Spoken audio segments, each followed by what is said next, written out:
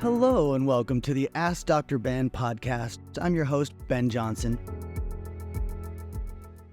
Well, hello everyone and welcome to part 2 of the Ask Dr. Ben podcast, covering the subject of the 10 most dangerous health and beauty supplements. The 10 most dangerous health and beauty supplements. If you have yet to see part 1, please go back and check out part 1, because some of the explanations I gave I won't give in the same detail and length in part 2. But I will say this.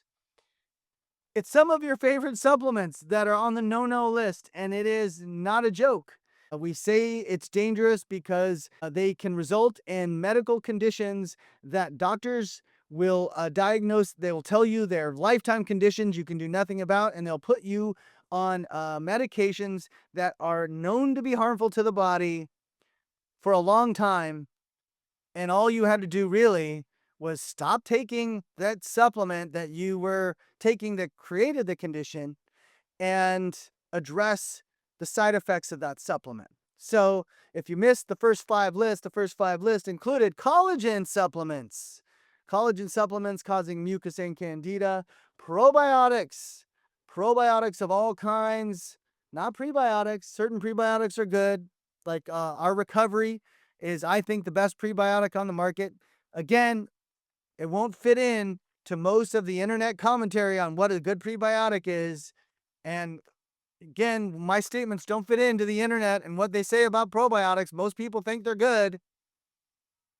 They're not good. Magnesium. A lot of people think there's a shortage of magnesium. There's not a shortage of magnesium in most people in the world today. If you have constipation, sleep problems, or anxiety, or twitching muscles, cramping muscles, it's not a magnesium shortage. It is something else. And magnesium, when you take it, causes mucus accumulation, and mucus accumulation leads to eczema, psoriasis, Candida acne, which is upper face acne, allergies, blackheads, congested skin. Number 4 on that list was B12. You can do IV B12, but oral B12, whether it's methylcobalamin or cyanocobalamin, will cause an increase of candida in your body or a change to your candida. I don't know the mechanism. I don't understand why. If B12 is in your liver extract, which is in our Regenerate, it doesn't cause it. But when you take it as a supplement, it causes it. And it's just an observation I've seen over thousands of cases. Some B12, cyanocobalamin in particular, can cause H. pylori. Again, H. pylori is an epigenetic change. It's not an infection, in my opinion. It's a change of your microbiome to a bad form of a bacteria that we have identified as H. pylori. And it looks like redness around the nostrils or down the upper side of my mustache here. On the upper side, it kind of comes in that kind of a wave.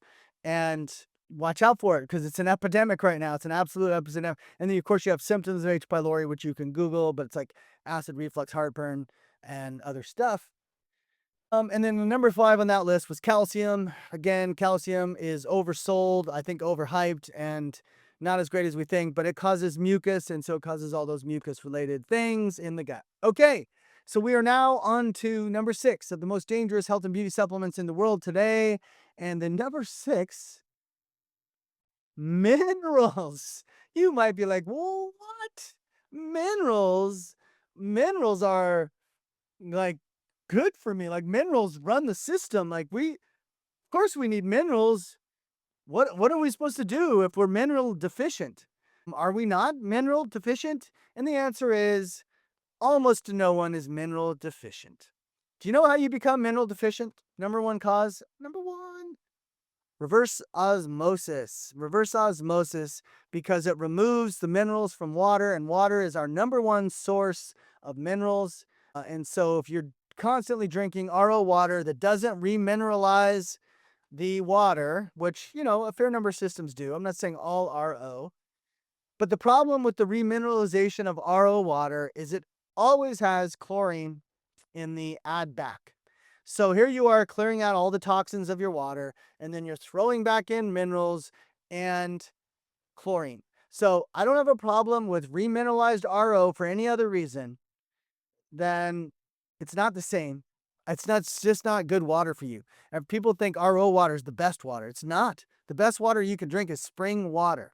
Take that to the bank. Spring water, highly mineralized, and your body reuses minerals all the time. So it's hard for your body to go in shortage with minerals in the first place.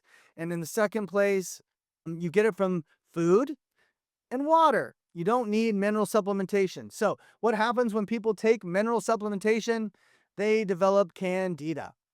And I don't know, again, the exact mechanism for all these things. I just know my observations after reviewing all these thousands of cases I reviewed over the last decade plus, where I'm personally involved in analyzing the skin and what happens to it and why they're not getting better when we're trying to treat the sources of their problems.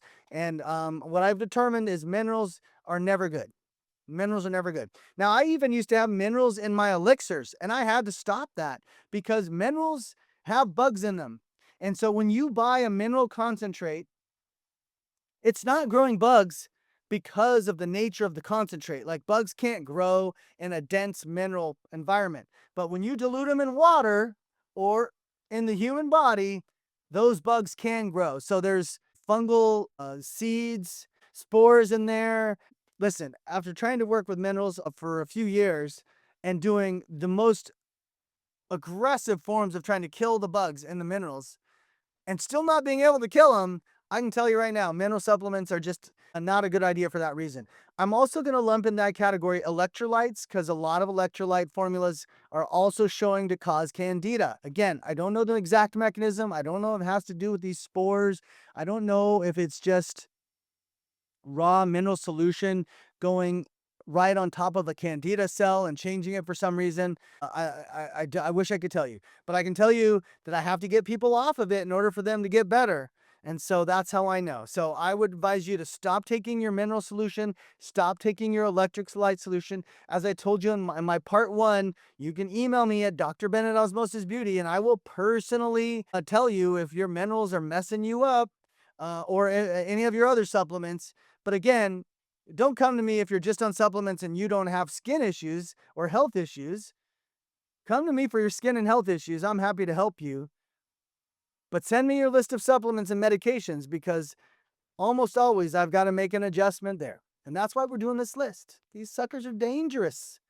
Dangerous. So, mineral solutions, every kind.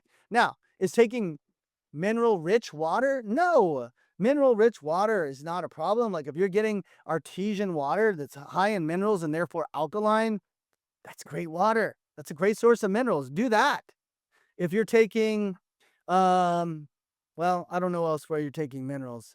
That's not a supplement that you might be looking for. But yeah, the minerals in your foods, obviously not a problem. So, number 7 on the list. Number 2 today, ashwagandha. Ashwagandha. Now, I pick ashwagandha because, guys and gals, there's a hormone epidemic going on in this world today. There are so many toxic chemicals that resemble our hormones that are distorting our hormones. They're called hormone disruptors. They're called xenoestrogens. I call them estrogen toxins, but that's not the perfect word because when I say somebody is estrogen toxic, sometimes they think, oh, I have too much estrogen. The opposite is true. Generally speaking, if your body is full of chemicals that resemble estrogen, your body will make less of your natural estrogen. This is causing people to go into early menopause. This is causing fertility crisis. This is causing menstrual irregularities. This is causing cysts on the ovaries and facial hair. This is causing anxiety and depression. This is causing sleep issues and other menopausal issues like sweating and temperature regulation. All of it is being caused by chemicals that resemble estrogen, and that is the main chemical. There are very few chemicals that resemble testosterone or what are called androgenic disruptors. Mercury is one I know of. But yes, so they're everywhere. They're in your food preservatives, which are not listed on the labels of foods. One of the worst offenders there is on the list, so I won't even go into it right now. But we have ashwagandha being used to help people with their hormone symptoms. It's in so many different supplements, and it seems benign. You would think it's not a problem, but it turns out that it promotes candida. So again, all those candida conditions I've been mentioning are promoted by the presence of ashwagandha. Now, if you're not candida prone, for because you were blessed with a microbiome that where the candida is not very reactive, or because your diet's so darn good that you're not candida prone, then you might be on ashwagandha and not have any side effects whatsoever. And you're like, I don't know what you're talking about. I've been on ashwagandha for 5 years. I don't have a problem. Yes, you are a rare, lucky minority. If you are candida prone, meaning you have those candida conditions, again, eczema of the face, perioral dermatitis, yeast infections, constipation, eczema, psoriasis, syringoma, sebaceous hyperplasia. There's a long list of conditions I've identified to be candida conditions. Then you will not want to be on ashwagandha. It will make it so you don't respond to my approaches to target candida, and it will make it so that it comes back, even if we do clear you and you get started on it. So really important to just rule that out. So sorry. Now, if you have hormone symptoms, we've got supplements like hormone relief elixir. Unbelievable, very popular, very an excellent choice. Skin defense elixir, which targets these toxins in your body to remove them so that your body will naturally make your natural hormones, which is really what you want. Remember, early menopause is not built into your genetics. It's an environmental cause that sometimes is related to taking birth control pills for a lot of years, but mostly it's related to being exposed to chemicals that resemble estrogen, pesticides, food preservatives, lithium, and on the medication side, they're everywhere. They're in all our foods. It's awful. Okay. By the way, if you're in Europe, lucky you, because the Europeans have way less exposure to this stuff. Turns out these estrogen chemicals make you fat. They're the number one reason. They're sometimes called obesogens. They're making you fat. So you want to be on our skin defense. You want to help work on weight loss that way. You want to be on our hormone relief if you have menopausal symptoms, and you want to stay away from ashwagandha. So check your multivitamin, check your hormone supplement, whatever they're doing out there. And that leads me to the next one, which is multivitamins. Multivitamins, again, am I hitting the list of the big ones or not? I mean, how many people take a multivitamin? Like, of course I should take a multivitamin. My body needs more vitamins. Of course I should take a multivitamin. My body needs whatever other things they might put in that multivitamin. The problem with multivitamins today, the number one problem is, and this is especially true of prenatal vitamins. Do you know the number of women who are getting pregnant and to take prenatal vitamins to either get pregnant or when they're pregnant, and those vitamins cause them to get acne or perioral dermatitis or rosacea, all from candida, a lot of times because of their prenatal vitamin. So let me tell you the bad things in a prenatal vitamin. The number one bad thing in a prenatal vitamin, retinol. So vitamin A, unless your multivitamin has beta carotene as their vitamin A, which is fine. Beta carotene, 100% thumbs up. Every other form of vitamin A, if it is in your product, it is causing harm to your microbiome, and it will promote candida. It might even promote H. pylori, and I don't think vitamin A promotes mucus. So candida and H. pylori from vitamin A. Vitamin B. Most vitamin Bs are fine. You want to take a vitamin B supplement? You could do it. It can have vitamin B12 in it, though. No B12. I don't really find any other big red flags with the B vitamins other than B12. Cannot take that, okay? Vitamin C. Spoiler alert, that's number 10. So I'm going to hold off on telling you about vitamin C, but let's just say no more than 250 milligrams a day of vitamin C, or you will cause mucus. Okay.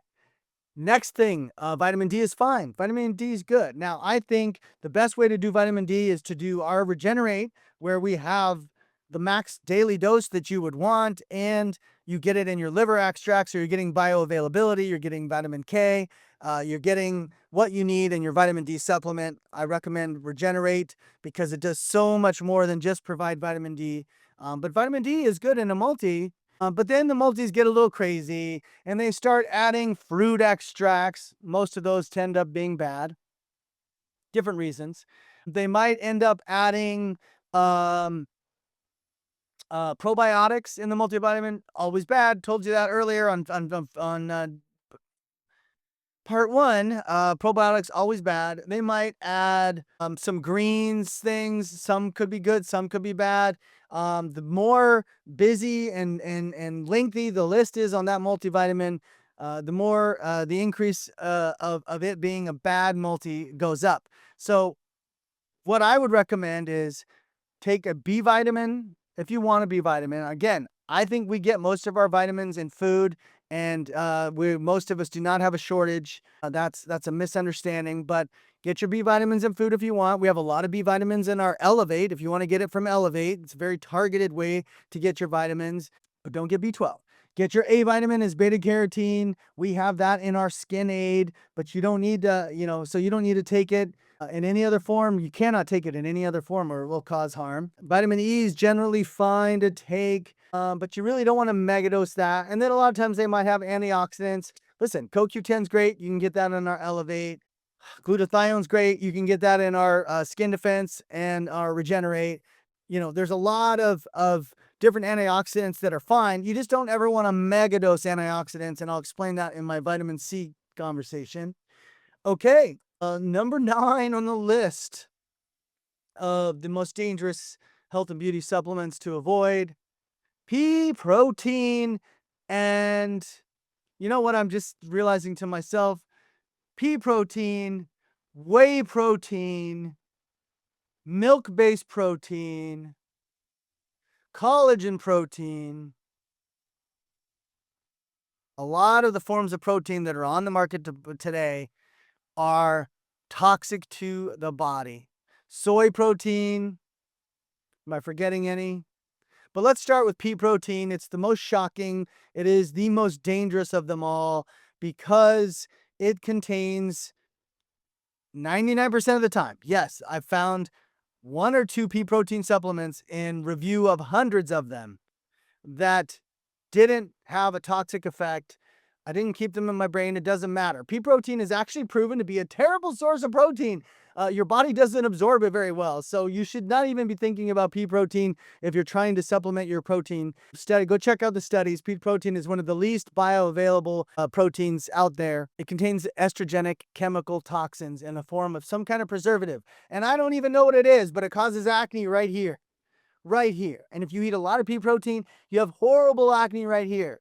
And that same toxin that causes acne right here targets your ovaries. So a ton of people on pea protein develop cystic ovaries, also known as PCOS. Avoid pea protein. It'll cause early menopause. It'll cause obesity. It'll cause cysts on the ovary. Which is obviously going to have pain and menstruation.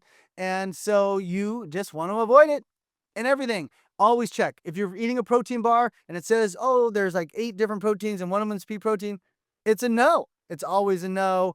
You don't need those toxins. Again, there are obesogens. They make you fat. They don't just hurt your ovaries and your hormone system and cause acne.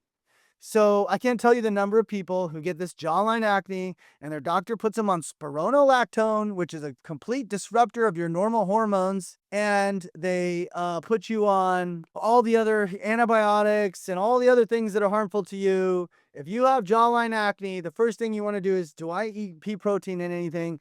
Yes, that's smoothie where you're applying a scoop of protein. Not a good idea. Now, I also mentioned milk-based proteins. Milk-based proteins are very mucus promoting. They oftentimes are the cause of acne in the upper face. We've talked about the Candida conditions, perioral dermatitis, eczema, psoriasis. They are a problem. Avoid those. Now, I have found that whey isolate can be tolerated by most. So I'm going to give a tentative okay to whey protein that is just the isolate of the whey protein. That seems to not be mucus promoting. So I can give a pass on that. There are, beef proteins, egg proteins seem to be fine. I talk a lot about hemp protein is a good source of protein and safe. Mm, But most of the milk-based stuff you gotta stay far, far away from, and you will be a very happy person. All right, final one on the list, number 10 is vitamin C. Again, one of the most popular supplements taken. Now, you can take regular vitamin C, you can take liposomal vitamin C. It doesn't matter to me. What matters to me is the amount of vitamin C. So as long as you take less than 250 milligrams a day, there's not very much mucus formation from it. Now, why does vitamin C cause mucus formation in the gut? It appears to be an irritant. Kind of like if you put too much vitamin C on your skin, it causes irritation, right? Same thing is true when you take it internally. So you're welcome to take 250 milligrams. I think vitamin C is good. Obviously, we have to have it in our diets, right? So I think it's good. But most people make the mistake of taking 1,000 milligrams, 500 milligrams, or even more. And they're taking those little C packets powders with citric acid all over the place in those powders. Terrible, terrible, terrible. Mucus forming. Remember, citric acid bad. Citric acid bad in all forms. So vitamin C is bad for that reason. Now, there's a second reason why it's bad. And if you follow my podcast, you've heard me talk about it. Vitamin C is often taken for colds, for viral infections, for general immunity. Oh, I did the air quotes. Wait, where's my? I didn't get the. I didn't get the confetti this time, so I don't know what I did last time to get the confetti. Anyway, people take it for their immunity. Hard no on that, guys. Hard no on that. Again, 250 milligrams is fine. Once you go above that, you are now putting out free radicals in your body that are the good free radicals. Not all free radicals are bad. Your immune system is full of the good free radicals. Your cells are full of the good free radicals. It takes free radicals for your body to run. It takes free radicals for your body to kill viruses and bacteria and fungi and mold. And so if you take more than 250 milligrams of C, and this is true of a lot of powerful antioxidants, you don't want too much R-lipoic acid or alpha lipoic acid. You don't want too much vitamin E. And they did clinical trials on this. Too much C, too much E caused harm to people. It did not make them better. It made them worse. So this is clinically proven stuff. It's still crazy to me that doctors out there and the internet and everybody's like, yeah, oh my gosh, you're feeling under the weather, go take C, mega dose it. Not true. Don't do it. But when it comes to forming skin conditions, the number one thing it'll form is congested skin, acneic skin, eczema, Candida related conditions we've talked about. So you got to get off the C. Anything else I want to talk about with C? Let me do a quick review and remind you why people oftentimes take C. I should finish on that thought. A lot of times people take C because they're like, well, C's good for the skin. I take C because I want to make more collagen. Well, they actually did a study where they gave people extra C to see if it would increase collagen manufacturing and wound repair and things like that in the skin. And it turned out that it did not. It did not increase those activities. They also gave people alpha ketoglutarate in excess to see if that increased collagen and elastin in the skin. Because if you didn't know, alpha ketoglutarate and vitamin C have a similar process in your dermis. And when collagen is being made, both of them can be used to make amino acids stick together. And so one or both are being used at all times in your body. Turns out if you increase your C ingestion, that does not increase your collagen activation. They tested it. But if you increase your AKG ingestion, which is in our Regenerate, if you increase your AKG ingestion, then you do see an uptick in collagen and elastin manufacturing. This is huge news. It was not the only place AKG is being used. Remember, making your amino acids stick together makes proteins, it makes hormones. It's involved in wound repair, in so many different areas of your health. This process called hydroxylation is important. And the fact that Regenerate accelerates it the way that it does is part of the reason why I think I'm going to get my patent, by the way. It's amazing. So if you're really in love with C for skin reasons, you need to switch to Regenerate because that is actually where the clinical trials support you'll get real results. And I tell people you should get visible changes in your skin when on Regenerate. It's designed to help the body repair its organs, and that's the main focus of the patent is organ repair. And I couldn't be more pleased with with the results for everybody on that particular supplement. Again, liver. It has liver. It has grass-fed liver from Argentina. It's got AKG. It's got a series of a bunch of the most important amino acids for the skin, and not just the skin. Amino acids important for the brain. If you're worried about your brain staying healthy, that's one of the reasons I designed Regenerate. If you're worried about your kidneys and your kidneys are struggling, how do you know your kidneys are struggling? You get puffiness under your eyes. If you're getting puffiness under your eyes, your kidneys are struggling. If you have dark circles under your eyes, your kidneys are struggling. And so Regenerate is designed to target the kidneys. It's designed to target the thyroid. A lot of people have sluggish thyroid. And so we have amino acids that are designed with AKG. Of course, it's not just amino acids. You get amino acids in a lot of things. But amino acids in excess with AKG, it appears to be triggering some really exciting changes.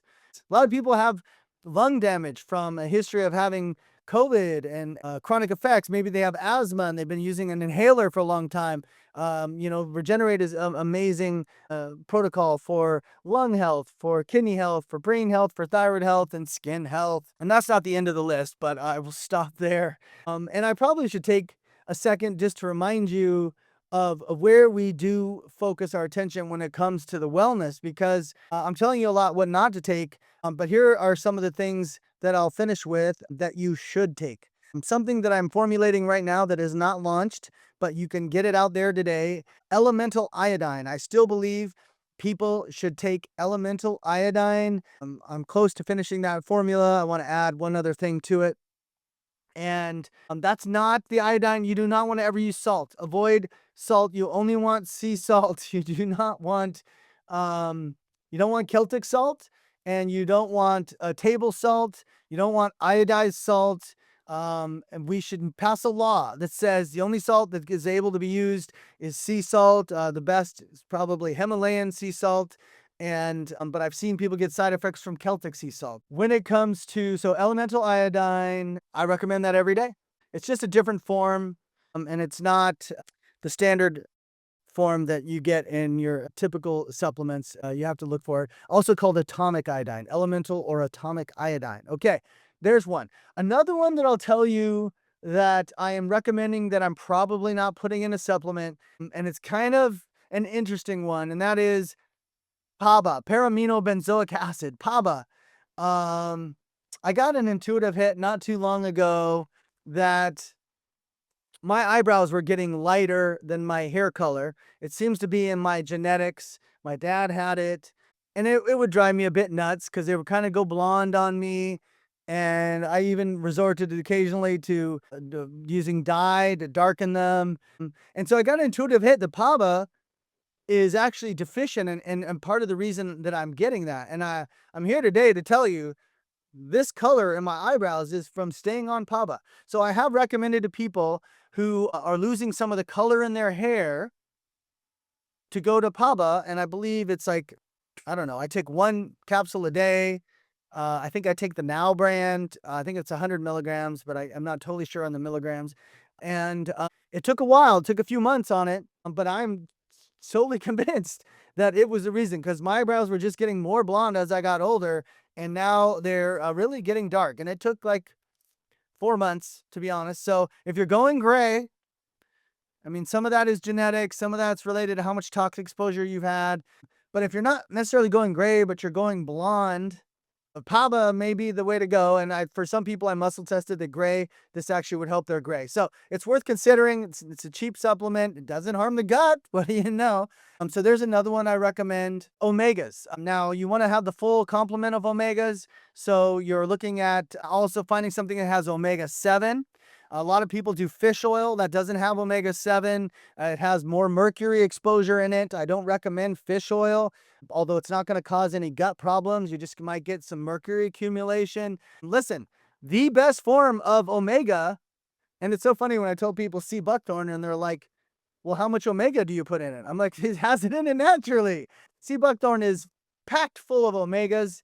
It's an amazing supplement for you. We're actually coming out with our gel cap version, probably at the time that this podcast launches, or hopefully a week or two earlier. But if you don't like the taste of oil, you can take the gel caps. Now, in order to take a daily dose, it's 14 gel caps to get your gut better. Okay, that's, remember, it's a prebiotic in the 14 gel cap strategy.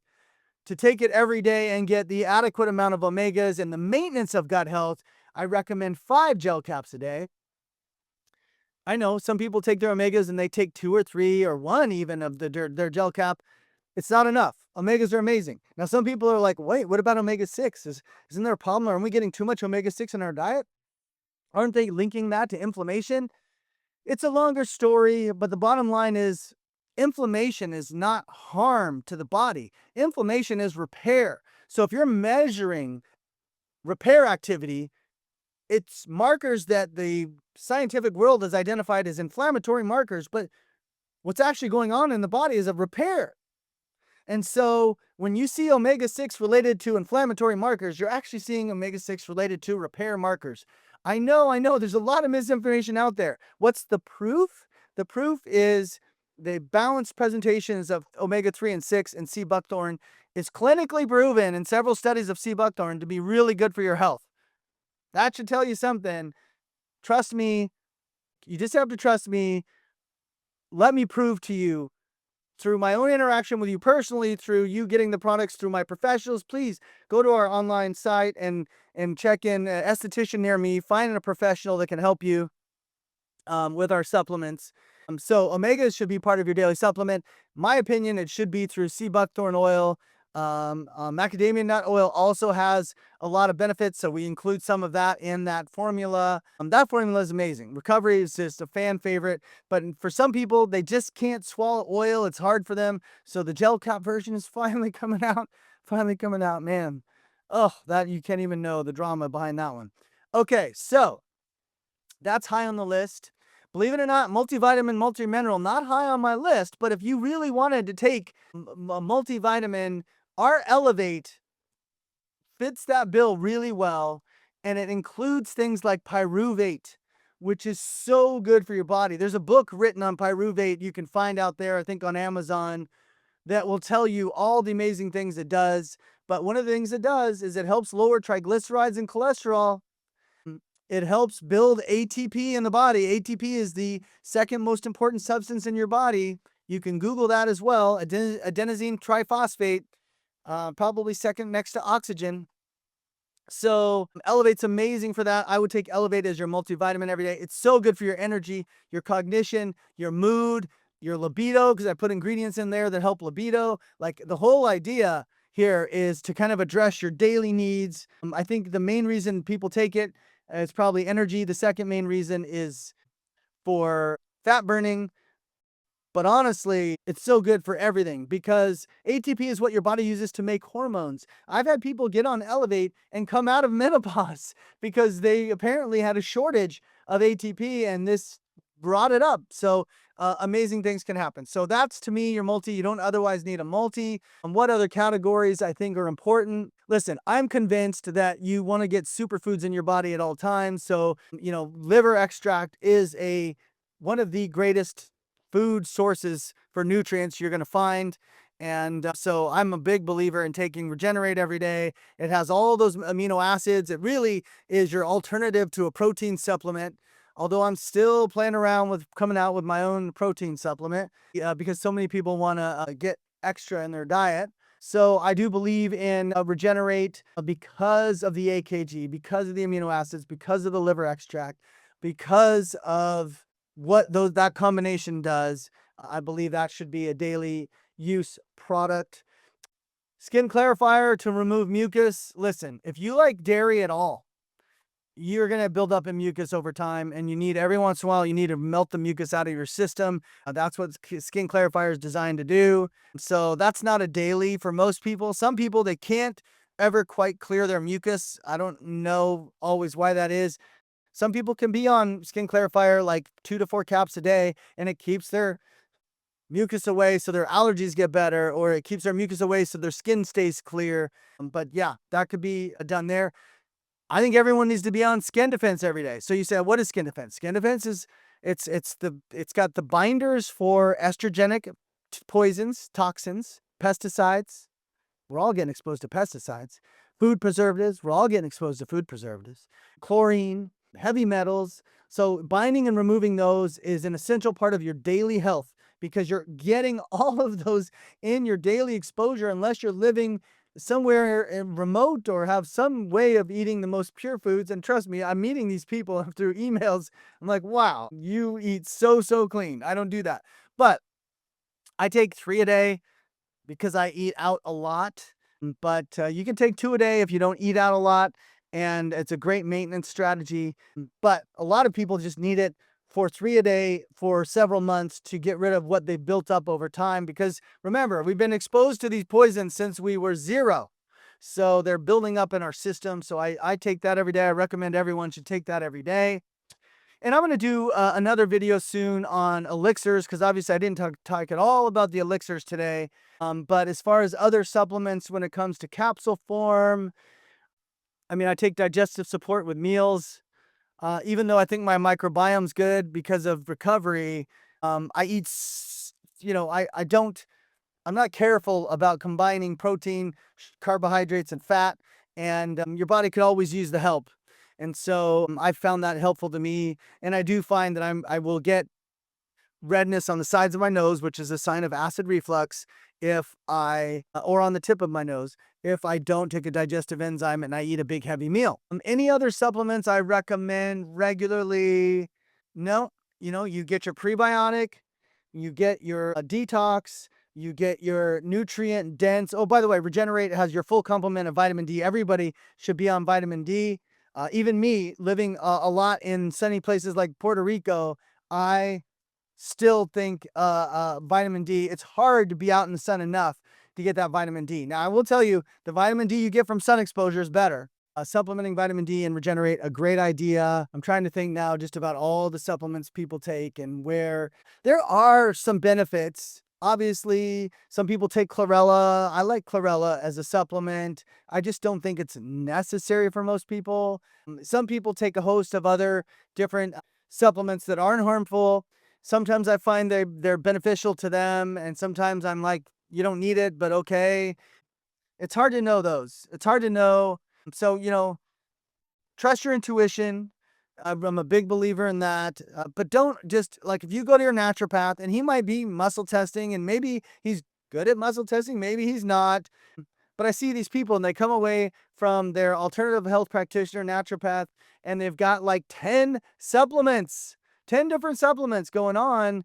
And a lot of it can be overkill. Remember, like, we have N-acetylcysteine and glutathione in skin defense. So you're getting those already in these. You look carefully at the ingredients in my formulas. I try to pack them with the appropriate quantities of the best ingredients. So there's a lot of individual supplements you might be taking where you might find it's already provided for you in a supplement designed to detox you, for example.